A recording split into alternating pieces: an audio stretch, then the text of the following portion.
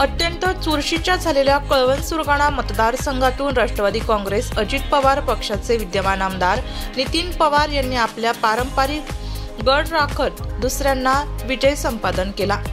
विजयी झाल्याबद्दल भावडा गटातील राष्ट्रवादी काँग्रेस अजित पवार पक्षाचे पदाधिकारी, सरपंच, उपसरपंच, सदस्य यांच्या वतीने विद्यमान आमदार नितीन अर्जुन एटी पवार यांचा भव्य नागरी सत्कार करण्यात आला।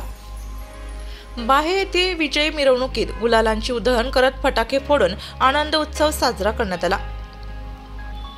व्यासपीठावर जिल्हा परिषदेच्या माजी अध्यक्षा जयश्री पवार, युवा नेते ऋषिकेश पवार, तालुका अध्यक्ष राजेंद्र पवार, विजय कानाडे, कार्याध्यक्ष युवराज लोखंडे, राजू पाटील, ज्येष्ठ नेते गोपाळ धूम, माजी सरपंच हुशार देशमुख, सुरेश वाडे, नारायण महाले, चिंतामण वाडे, मौनाबाई महाले, मनोज देशमुख, सूर्यकांत जाधव, नामदेव पाडवी, गोरख महाले, वसंत वाडे आदींसह मान्यवर उपस्थित होते।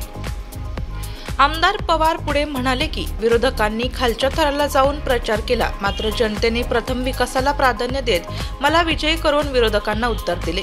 सुरगाणा तालुक्यातील लाडक्या बहिणी, लाडके भाऊ, युवा मतदारांनी मला विजयी करून भाऊबीजेची भेट दिली आहे। आपण मला मागच्या विधानसभा निवडणुकीपेक्षा सर्व मतदारांनी भरभरून मते दिली आहेत, त्यामुळे तुमच्या विश्वासाला कधीही तडा जाऊ देणार नाही। सुरगाणा तालुक्यातील विकासासाठी कधीच कमी पडणार नाही।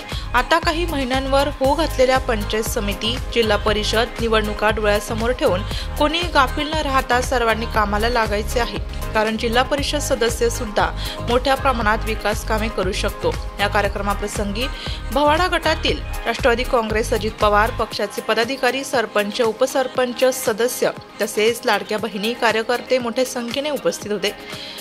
बाहे पोलीस ठाणे सहाय्यक पोलीस निरीक्षक सोपान राखोडे यांच्या मार्गदर्शनाखाली चोख पोलीस बंदोबस्त ठेवण्यात आला होता। प्रमाणात माझं ऑक्शन करून मला जे भाऊबीजेची भेट आमदार म्हणून माझ्या लाडक्या बहिणींनी मला दिली आहे, बरोबर का नाही? म्हणजे भावांचाही सहभाग आहे, पण लाडक्या बहिणींना काय शासनाने योजना दिली म्हणून त्यांचे आभार मानतो। सध्या काही दिवस लाडक्या बहिणींचेच आहे, बरोबर आहे का नाही? आता त्यांना आम्हाला 2100 रुपये द्यायचे, काही बघितले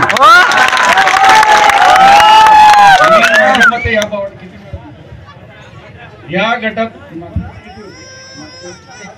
मागच्या वेळेस आपले 5000 मला मतं मिळाली होती 2019ला, यावेळेस 15299 म्हणजे 5300 मतं मिळाली मला या गटातून।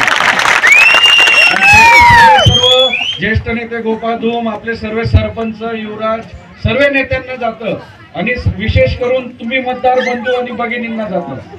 आणि तुम्ही जे काही मला मतदान करून निवडून दिलं त्याबद्दल मी तुमचा कायम ऋणी राहील आणि तुमच्या विश्वासाला तडा जाऊ देणार नाही, एवढं मी सांगतो।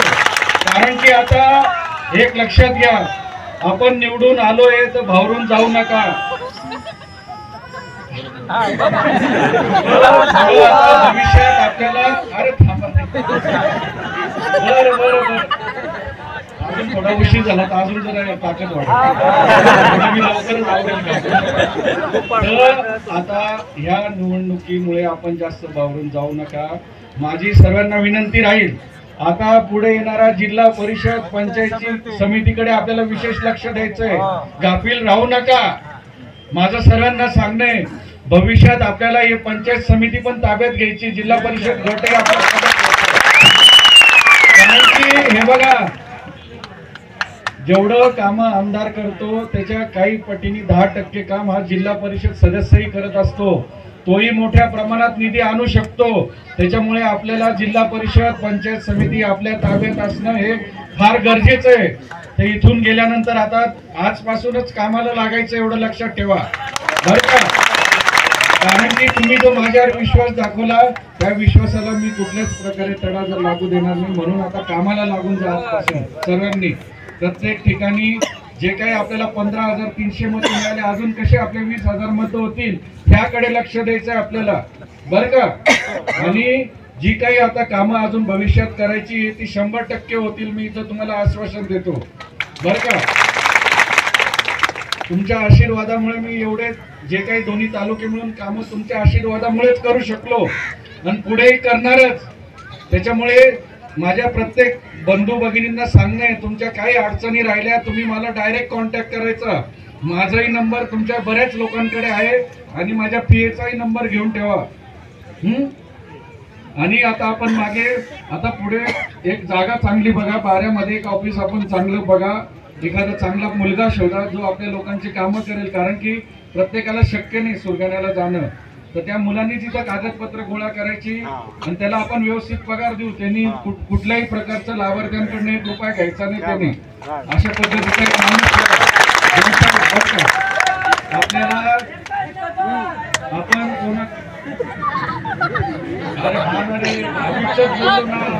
सरकारची घडामोडी चालू आहे. 2 साहेब म्हणतात, बाकीची मंडळी म्हणतात की प्रयत्न करा, मिळालं ठीक, नाही तर आमदार म्हणून आपण होतो, काही नाही बरं का.